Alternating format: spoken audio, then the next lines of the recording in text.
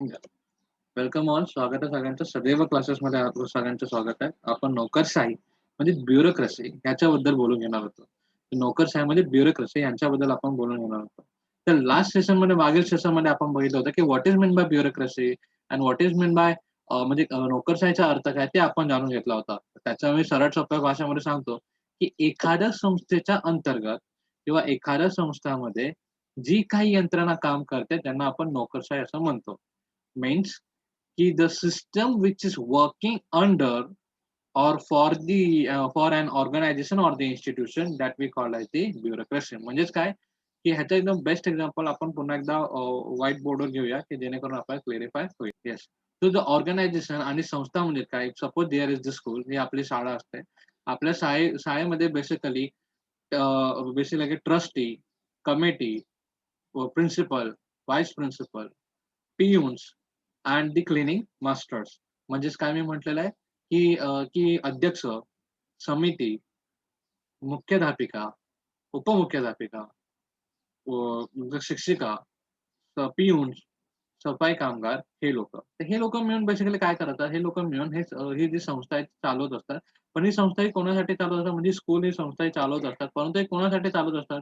त्या अंतर्गत ते कोणाची सेवा करत असतात किंवा कोणासाठी ते काम करत असतात? They are working from the they are working for the student, right? So अशा प्रकारे या इन्स्टिट्यूशनमध्ये किंवा या संस्थेमध्ये जे काही लोकं काम करतात, म्हणजे कोणते लोकं? हे लोकं आपण बोलवतो. म्हणजे प्रिन्सिपल वगैरे हे काही लोकं जे काम करतात, त्यांना आपण ब्युरोक्रॅट्स म्हणजे नोकरशाही असं म्हणू शकतो. ब्युरोक्रॅट्स किंवा नोकरशाही असं म्हणू शकतो. आणि हे आहे स्टुडंट्स जे त्यांनी दिलेल्या सेवांच्या प्रोडक्ट आलेला आपण बघू शकतो. That is the thing. तर अशा प्रकारे ब्युरोक्रसीचा आपण अर्थ मागच्या सेशन्समध्ये घेतलेला होता आणि त्याच्यातलं शॉर्टमध्ये मी यावेळी सांगितलं आहे. तर नेक्स्ट त्याचे सिग्निफिकन्स काय आणि क्वालिटेटिव्ह काय आहे ते आपण त्या आपण बघणार आहोत. तर नोकरशाहीचं स्वरूप ते आहे कायमस्वरूपी यंत्रणा. व्हॉट डज दॅट मीन? तर नोकरशाहीचं स्वरूप म्हणजे काय, की characteristics of the bureaucracy and that is the permanent mechanism.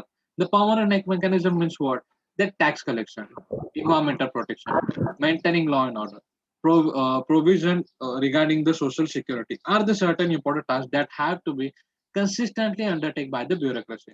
म्हणजेच काय, की जे काही कामं हे परमनंटली आपल्याला करावेच लागतात. परमनंटली करावं लागतात म्हणजे कसं? फॉर एक्झाम्पल आपण बघू शकतो, की फॉर एक्झाम्पल आपण बघू शकतो, की टॅक्स कलेक्शन घेणं. टॅक्स कलेक्शन घेणं म्हणजे कर गोळा करणं. आता आपण सगळे एका देशामध्ये राहतो. एका देशाचे आपण नागरिक आहोत. भारत या देशाचे नागरिक आहोत. तर भारत या देशाचा नागरिक हां. भारत या देशाच्या नागरिक असल्या कारणाने आपल्याला सगळ्यांना टॅक्स भरणे गरजेचे आहे, राइट? सो दॅट इज व्हाय. तर टॅक्स कलेक्शन कोणाकडे कोणामार्फत होणार? तर टॅक्स कलेक्टर तर टॅक्स कलेक्शन मेकॅनिझममुळे. आणि त्याच्यानंतर environmental protection, maintaining law end order. Maintaining law end order म्हणजे काय? ते सर्वांमध्ये शांतता, सुव्यवस्था, कायदा व सुव्यवस्था राखण्याची जबाबदारी. कायदा व सुव्यवस्था राखण्याची जबाबदारी.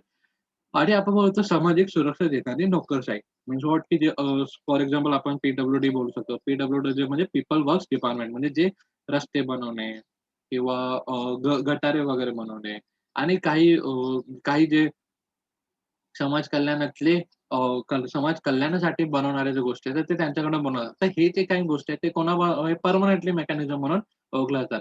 ते काय म्हणू शकतो आपण कायमस्वरूपी यंत्रणा म्हणून आपण त्यांना बोलवतो. का? कारण त्यांचे काम हे सतत चालू राहणं. हे असं तर होणार नाही, की एखाद्या वर्षापर्यंत आपण कर गोळा केला, मीन्स आपण टॅक्स या वर्षी कलेक्ट केला. आपल्याला पुढच्या वर्षी कलेक्ट करण्याची गरज पडेल असं आहे का? No. There is the system and every year we give the tax. आपण प्रत्येक वर्षी काय देतो? आपण कर हे देत असतो. प्रत्येक वर्षी आपण कर हे देत असतो. तर पुढे त्यानंतर दर नंतर नवे प्रधानमंत्री व मंत्रिमंडळ त्यांचं सत्तेवर येऊ शकते. परंतु ह्यांच्या नियंत्रणाखाली नोकरशाही बदलत नाही. त्यांची अस्तित्व कायमस्वरूपी असते. Means what? What they have sed? So they have sed की C if we talk about our government or their ministers, म्हणजे जर आपण आपल्या सरकार आणि ते सरकारमध्ये काम करणारे जे मंत्री आहेत, त्यांच्याबद्दल जर आपण विचार केला, की दर 5 वर्षानंतर ते चेंज होतात. बघा, दर 5 वर्षानंतर आपलं पी-एम, दर 5 वर्षानंतर आपण C-M, chief minister, prime minister म्हणजे मुख्यमंत्री, प्रधानमंत्री हे बदलतात. परंतु एखादा पोलीस हा बदलू शकतो का? नाही. दर 5 वर्षानंतर ते बदलू शकत नाही. म्हणून त्यांना एक परमनंट मेकॅनिझम असं म्हणतात. का म्हणतात? कारण एकदा जर आपण त्या संस्थेमध्ये एंट्री केली, तर आपण डायरेक्ट रिटायर झाल्यानंतरच बाहेर निघू शकतो. रिटायर झाल्यानंतर बाहेर निघू म्हणजे मध्यंतरी जर तुम्हाला निघायचं असेल तुम्ही निघू शकता. परंतु साधारणतः आपला आपल्यावरती रिटायरमेंट होईपर्यंत, आपण रिटायर होईपर्यंत तिथे सेवामध्ये त्या यंत्रणेमध्ये काम करू शकतो. So that we all know की if suppose any पोलिस असेल पोलिस मेकॅनिझम असेल, म्हणजे पोलीस खातं असेल, तर त्याच्यामध्ये कोणीही लोकं जातात आणि 1 वर्षानंतर बाहेर येतात असं नाहीये. ते लोकं जातात, तिथं काम करतात आणि रिटायर होईपर्यंत ते तिकडे काम करत असतात. ठीक आहे? बरं. मग पुढे आता काय झालं, तर पुढे आपल्याकडे आहे पॉलिटिकल न्यूट्रलायझेशन और न्यूट्रॅलिटी. पॉलिटिकल न्यूट्रॅलिटी म्हणजे काय? The bureaucracy is political neutral. म्हणजे काय बघा, आता ब्युरोक्रेसी आपण नोकरशाहीबद्दल बोलत होतो. नोकरशाही कशा प्रकारे असला पाहिजे? What should be the characteristic of the bureaucrat? म्हणजे जो नोकर वर्ग आहे, ते नोकरशाही आहे, त्याच्यामध्ये काम करायला लोकं कसे असले पाहिजे? तर पहिली गोष्ट ते तर कायमस्वरूपी असतात. ते काय रिटायर वगैरे होऊन सॉरी ते काही 5 वर्षानंतर बदलणार अशातली गोष्ट नाही. ते एकदा जर त्या सर्व्हिसमध्ये लागले, तर ते असतात. ज्याप्रमाणे समजा की आपण या वयामध्ये किंवा 18 वर्षानंतर आपण जर पोलीस खात्यामध्ये लागलो, तर आपण पूर्ण आपलं वय होईपर्यंत म्हणजे 60 वर्षापर्यंत रिटायर होईपर्यंत आपण पोलीस खात्यामध्ये काम करू शकतो. आपल्याला कोणीही काढू शकत नाही. हां, अनलेस और अनटिल आपण कायदाभंग केला नसेल तोपर्यंत. Means what? की unless or until that we haven't follow any law or we have come in the cheat process, then and only then we thrown out from that service. But till that moment, none of us can be thrown out or none of us can be thrown out from that service before the retirement. म्हणजेच काय मी म्हटलेलं आहे, की आपल्याला निवृत्ती भेटण्याच्या आधीपर्यंत कोणीही त्या सर्व्हिसमधून काढू शकत नाही. Okay. That is the thing. आता पुढे काय राष्ट्रीयदृष्ट्या तटस्थ मीन्स व्हॉट? Politically neutrality. म्हणजे काय असतं आता बघा, आपला देश जर आपण बघायला गेलं, प्रत्येक एक पॉलिसी करणारी गव्हर्नमेंट असते. फॉर एक्झाम्पल आता आपण बेसिकली फॉर एक्झाम्पल आपण सिंपल बोलूया, की शाळेमध्ये असणारे जे टीचर आणि शाळेमध्ये असणारे प्रिन्सिपल. आता बघा प्रिन्सिपल म्हणजे कोण? मुख्याध्यापिका. मुख्याध्यापिका चेंज होताना आपल्याला दिसते. काही वर्षानंतर मुख्याध्यापिका आपल्याला चेंज होताना दिसते किंवा रिटायर झाल्यानंतर मुख्याध्यापिका चेंज होताना दिसते. परंतु काही शिक्षक हे तिथेच असतात. तर शिक्षक तिथे चेंज असल्या का चेंज न होण्याकारणाने शिक्षकांना काय करावं लागतं किंवा कोणत्याही ह्यांना एक पॉलिटिकल एक इथं न्यूट्रल राहावं लागतं. म्हणजे काय, की फॉर एक्झाम्पल एक गोष्ट बोलूया, की दॅट थिंग इज की एखादा इकडे पोलिस आहे किंवा एखादा तिथे कलेक्टर आहे, एखादा पोलिस आहे किंवा एखादा कलेक्टर किंवा एखादा वकील आहे. तर हे तिघं काय करतात, की हे तिघं कोणासाठी काम करतात? ते गव्हर्नमेंटच्या खाली काम करतात हे लोकांसाठी. परंतु त्यांनी जर आपापला पक्ष हा माझ्या पक्षातला नाही किंवा हा मला जो पक्ष आवडतो त्या पक्षातला हा व्यक्ती नाही म्हणून मी व्यवस्थित काम करणार नाही अशा प्रकारची ब्युरोक्रॅसीची वृत्ती असता कामा नये. Means bureaucrat should not be the political thinker और political or we can say interest in the political much because his work is to follow the instruction of the government, not to follow the instruction of the politician. म्हणजे काय मी म्हटलेलं आहे, की एखादा ब्युरोक्रॅट्स, एखादा जो नोकर वर्ग असतो किंवा एखादा नोकरशाहीमधला व्यक्ती असतो, एखादा अधिकारी असतो, सरकारी अधिकारी, हा काय केला पाहिजे? तर सरकाराचं गव्हर्नमेंट ऑफ इंडिया किंवा सरकाराचं जे काही आज्ञा आहे, ते त्यांनी पार केलं पाहिजे. त्यांनी माझ्या पक्षातला व्यक्ती हा आहे किंवा अमुक-अमुक पक्ष मला आवडतो, तर या पक्षाच्याच व्यक्तीचा किंवा या पक्षाच्या नेत्याचं मी काम करेन. अशा प्रकारचं कोणतंही काम त्याने केलं नाही पाहिजे. सो बेसिकली त्याने पॉलिटिकली लीस्ट इंटरेस्टेड असलं तरी सुद्धा चालेल, बट म्हणजे पॉलिटिकल पार्टीजमध्ये लीस्ट इंटरेस्टेड असला तरी चालेल, परंतु he should be follow all the instruction of the government of India. म्हणजे काय, की भारत सरकारने किंवा महाराष्ट्र सरकार आपण बोलू शकतो, यांनी दिलेले म्हणजे पी-एम, यांनी दिलेले जे काही आदेश असतील, ते सगळे आदेश त्यांना पूर्ण करायला हवेत. त्यांना पूर्ण करायला हवे. म्हणजे असं नाही, की अमुक-अमुक पक्षाचा व्यक्ती मला आवडत नाही, म्हणून अमुक-अमुक पक्षातला जो नेता आहे त्याचं मी ऐकणार नाही, अशा प्रकारे नाही. तर जे काही कायदा वगैरे बनला जातो, जे काही सिस्टम वगैरे घोषणा वगैरे केली जाते, कोणासाठी केली जाते? ही लोकांच्या मार्फत लोकांसाठी केली जाते. यासाठी बिना कोणत्या पक्षाचा, without any thinking of any political party, he should follow that instruction. Okay, so that is the thing. Would next we have the anonymity or anonymity. So anonymity means that the civil service should not be held directly responsible for the any success or the failure of the policy. Anonymity म्हणजे काय की it is the minister who is responsible for the insufficient and smooth functioning of the concerned department. It is the minister who was the head the department and accountable for the inefficiency. The civil servant have the never civil servant are never publicly criticized. The permanent hold of the minister responsible for the malpractice. In such case, the minister bear the responsibility and the protect of the bureaucracy. म्हणजे बघा त्यांनी काय म्हणतात ना ऑटोनॉमीचा आपण अनॉनॉमीचा अनामिकता basically त्याला आपण म्हणतो अनामिकता. अनामिकता म्हणजे काय की एखाद्या धोरणाचं यश किंवा अपयश हे नोकरशाहीच्या थेटप्रमाणे जबाबदार न ठरण्यात त्यांचे स्वरूप अनामिक असं म्हणतात. म्हणजे फॉर एक्झाम्पल म्हणजे त्याचं काय फॉर एक्झाम्पल काय? आता बघा, हे जे ब्युरोक्रॅट्स हे कोण आहेत? हे एखाद्या संस्थेच्या अंतर्गत काम करणारे लोक आहेत. म्हणजे एखाद्या इन्स्टिट्यूशनच्या अंतर्गत काम करणारे. तर फॉर एक्झाम्पल याचं सिंपल एक्झाम्पल आपण घेऊया, की सरकारने जर असे काही धोरण बनवले, की जे असे काही धोरण बनवले किंवा त्यांनी धोरण आखताना किंवा धोरण बनवल्यानंतर सामान्य लोकांपर्यंत ते पोहोचत नाहीये किंवा सामान्य लोकांपर्यंत पोहोचता किंवा सामान्य लोकांमध्ये पोहोचता नाही बोलू शकत, पोहोचत नाहीये किंवा सामान्य लोकांपर्यंत सामान्य लोकांना ते हे आहेत, काय म्हणू शकतो आपण त्याला अनजस्टिस म्हणजे अज्ञानकारी आहे. म्हणजे कोणता ना कोणता आता समजा की एखादी जर पॉलिसी काढली, एखादी जर पॉलिसी म्हणजे काय, एखादी जर अ, एखादं जे धोरण त्यांनी आखलं म्हणजे समजा की आता सगळ्यांनी गव्हर्नमेंटने बोलले, की अमुक-अमुक ठिकाणी अमुक-अमुक ठिकाणी आपण अमुक-अमुक ठिकाणी आपण आता फ्री जेवण कारण आता कोरोना चालू आहे, लॉकडाऊन चालू आहे, तर आपण सगळ्यांना मोफत जेवण वाटप करूया किंवा फ्री जेवण करूया. अशा प्रकारे फॉर एक्झाम्पल मी देतोय. अशा प्रकारे गव्हर्नमेंटने संस्थावली. परंतु ते खेड्यापाड्यामध्ये ठेवण्याच्या ऐवजी जर शहरा-शहरामध्ये ठेवली, तर ते खेड्यापाड्यातल्या गरीब लोकांना ती संस्था भेटेल का? किंवा ते जेवणाचं स्वरूप भेटेल का? तर answer is no.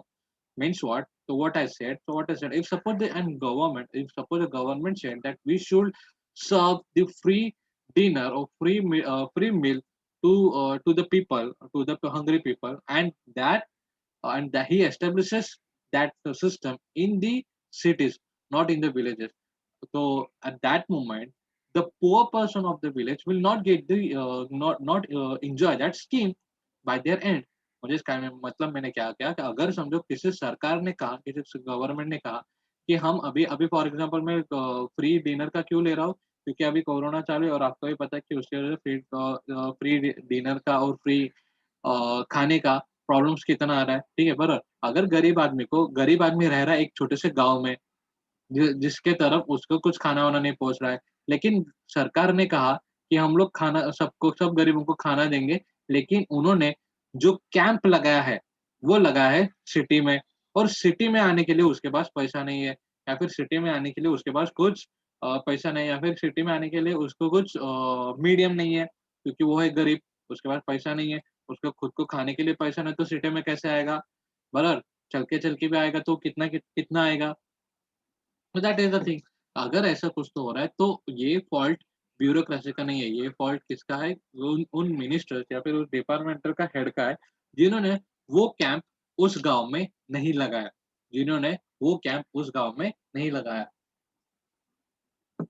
या फिर उस गांव में लगना चाहिए ऐसा उन्होंने ऑर्डर्स नहीं निकाले और नहीं निकाले तो या इस प्रकार का कुछ भी काम होता है तो बेसिकली यहाँ पे वही बताया जा रहा है ऑटोनॉमिटी मीन्स व्हॉट और अनामिकता म्हणजे काय की अनेक एखादं असं जे धोरण हे ब्युरोक्रेसी म्हणजे नोकरशाहीला न ठेवता आपण त्या खात्यातले कारभाराला मंत्रिमंडळात जबाबदार असतात मंत्रिमंडळ किंवा मंत्र्यांची जबाबदारी असते ते फुलफिल होते की नाही that is the responsibility for the ministers that is the responsibility for the minister and it is the minister who is the head of that department.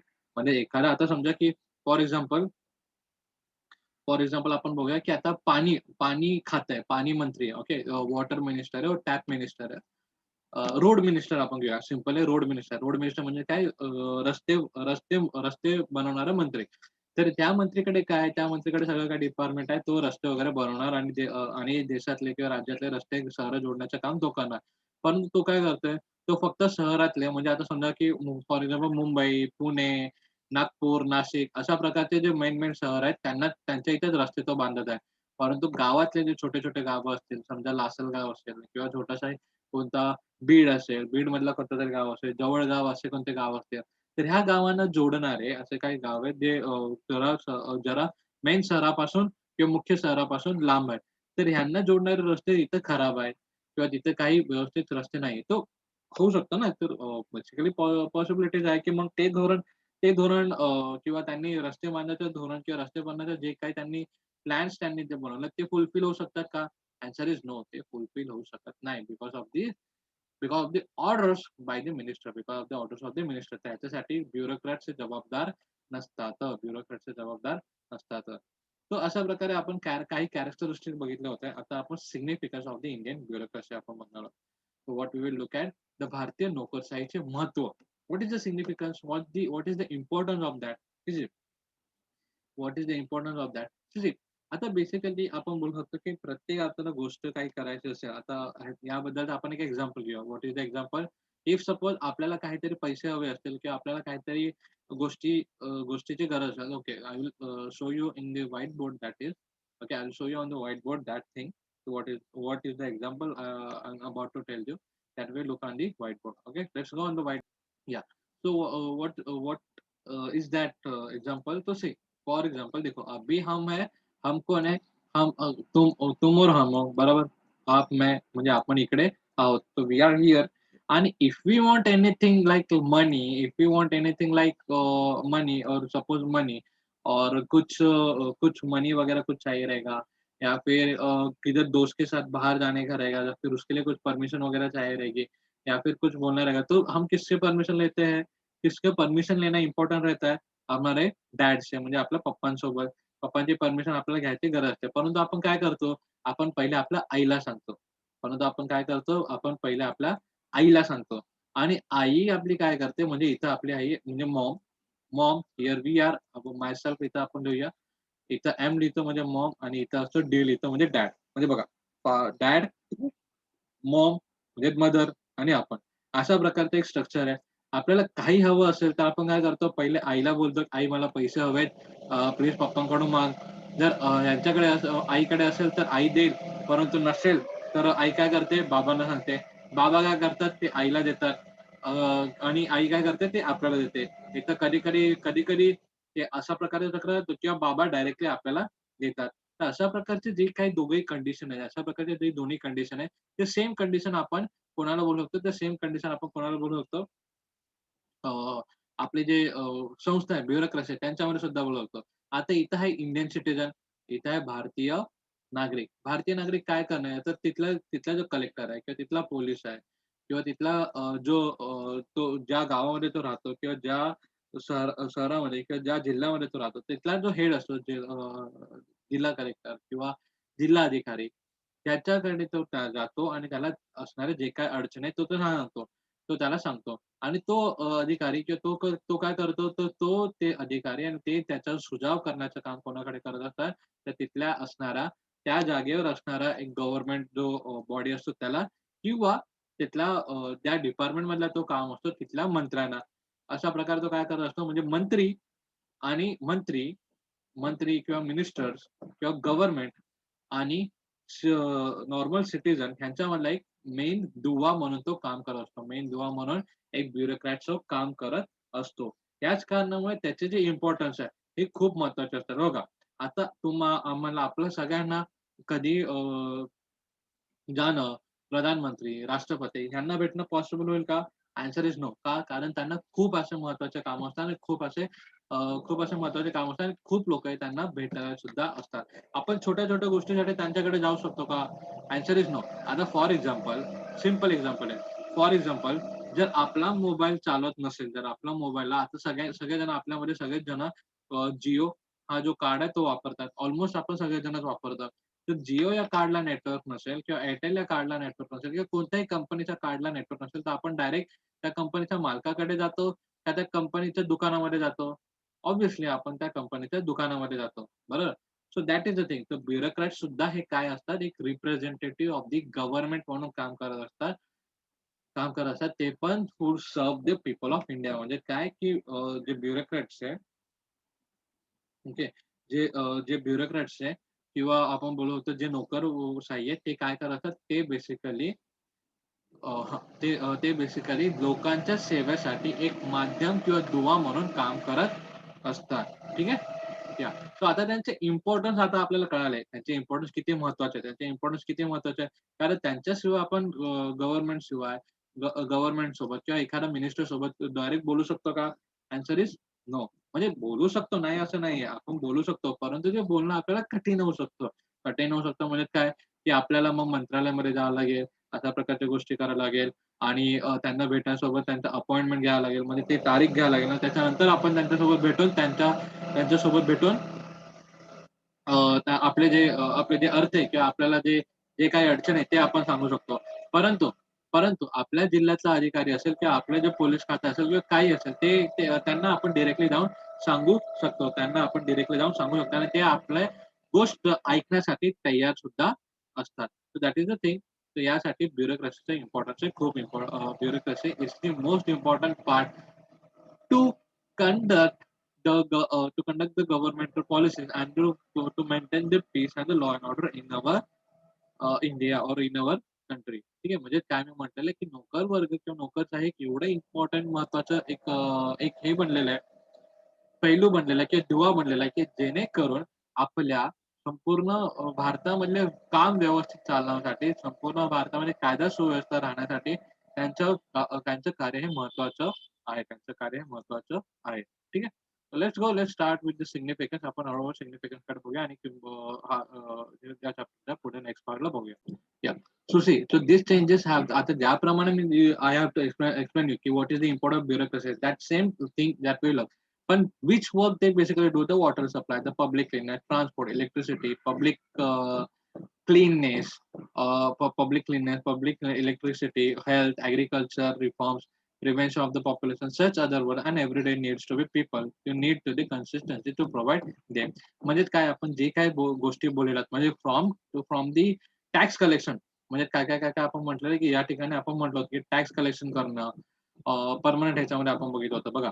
Tax collection करणं, नंतर लॉ एंड ऑर्डर मेंटेन करणं, environmental protection एवढंच नाही तर त्यांच्या सोबत असणारे जे काही काम आहेत म्हणजे काय, की पाणी पुरवठा, सामाजिक स्वच्छता, सामाजिक आरोग्य, नंतर ट्रान्सपोर्टेशन म्हणजे ते ट्रान्सपोर्टेशन म्हणजे आपण बोलू शकतो त्याला बेसिकली वाहतूक, शेती सुव्यवस्था आणि प्रदूषण या सगळ्यांचं बेसिकली या सगळ्यांसोबत रिफॉर्म करणं, या सगळ्यांसाठी काम करण्यासाठी महत्त्वाचं कार्य हे ब्युरोक्रसी करत असतात, नोकरशाही करत असतात. ज्याप्रमाणे आय टोल्ड यू बेसिकली की कोणतीही गोष्ट जर इम्प्लिमेंट करायची असेल, ज्याप्रमाणे बघा एखादी एखादी पॉलिसी जर गव्हर्नमेंटने काढली, एखादी पॉलिसी जर गव्हर्नमेंटने काढली, I show you on the white board that see if suppose एखादी पॉलिसी आणि एखादी योजना ही गव्हर्नमेंट ऑफ इंडिया किंवा गव्हर्नमेंट ऑफ महाराष्ट्र यांनी काढली, गव्हर्नमेंट ऑफ महाराष्ट्र यांनी काढली, की फॉर एक्झाम्पल ज्याप्रमाणे सांगितलं, की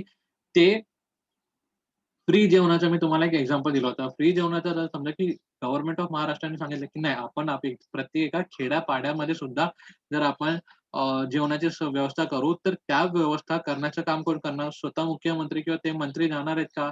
ॲन्सर इज नो. तर तिथे जाण्याचं काम कोणाचं असतं? तर ब्युरोक्रसी असतं आणि तिथे काम व्यवस्थित चाललं पाहिजे. एवढं इम्पोर्टंट काम हे ब्युरोक्रसीचं असतं. तर फॉर एक्झाम्पल आपण एक घेऊया एखादा कलेक्टर. एखाद्या कलेक्टरला काम दिलंय, की तुम्ही आता गावोगावी जाऊन किती लोकं मतदान करणार आहेत किंवा किती लोकं मतदान करणार आहेत किंवा किती लोकं मतदानास पात्र झालेले आहेत. म्हणजेच काय, की if suppose we are talking about the election. Okay. Election duty एक one of the duty of the collector. म्हणजे इलेक्शन ड्युटी ही म्हणजे जिल्हाधिकाऱ्याला जे काही कामं असतात त्यांच्यापैकी एक काम आहे इलेक्शन ड्युटी. तर त्या जिल्हाधिकाऱ्याने काय करतो, की आपल्या जिल्ह्यामध्ये किती लोकं हे 18 वर्षाच्या पलीकडे झालेले आहेत आणि त्या 18 वर्षाच्या पलीकडच्या पैकी किती लोकांकडे election card, voting card, voter card, election card आहे. हे सगळ्यांची नोंद करण्याचं काम हे त्यांच्याकडे असतं. जेणेकरून काय होतं, की आपल्या आपल्या विभागामध्ये किती टक्के लोकं हे मतदान करू शकतात, ह्याच्यापासून किती टक्के लोकं मतदान करू शकतात, हे मतदान करू शकतात हे त्यांना कळतं आणि त्यासोबत ह्याचाच फायदा काय होतो? ह्याचाच फायदा होतो, की मग आपल्या ह्याच्यामध्ये पहिली गोष्ट किती लोकं राहतात, किती लोकं मतदान करू शकतात. नंतर त्यानंतरच त्या अनुसरून मग कोणत्या कशा प्रकारचं संस्था तिथं क्रिएट होत होते, कशा प्रकारचे गव्हर्नमेंट तिथे एस्टॅब्लिश होऊ शकते. हे सगळं म्हणजे कशा प्रकारचं सरकार तिथे बनवतं, हे सगळं काही गोष्टी तिथे कळत असतात. यासाठी ते जे काउंटिंग आपण बोलतो, हे सुद्धा इम्पोर्टंट असते आणि हे सगळ्यात एखाद्या जिल्हा स्तरीय करण्याचं काम हे कोणाचं असतं?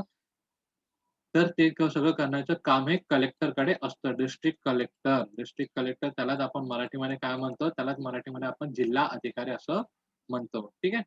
I hope you understand the thing. अशा प्रकारचे इम्पोर्टंट काम हे त्यांचं असतं. आता हळू त्यांचे कोणते काम आहेत आणि कशा प्रकारचे डिव्हिजन्स आहेत. ते सुद्धा आपण नेक्स्ट सेशनमध्ये बनवू. नेक्स्ट सेशनमध्ये आपण त्यांच्या सगळ्याबद्दलची माहिती घेणार आहोत. म्हणजे पोलीस खात्याबद्दल किंवा डिस्ट्रिक्ट कलेक्टर जे आता आपण नाव घेतलं होतं ते. त्याच्यानंतर पाणी पुरवठा आणि काही वेगवेगळ्या ज्या गोष्टी आहेत त्यांच्याबद्दल अधिक माहिती आपण घेणार आहोत नेक्स्ट सेशनमध्ये. ठीक आहे. I hope you understand this thing. If no, you guys can ask. For any doubt, you guys can ask. Oh, yes. So let's meet on the next session.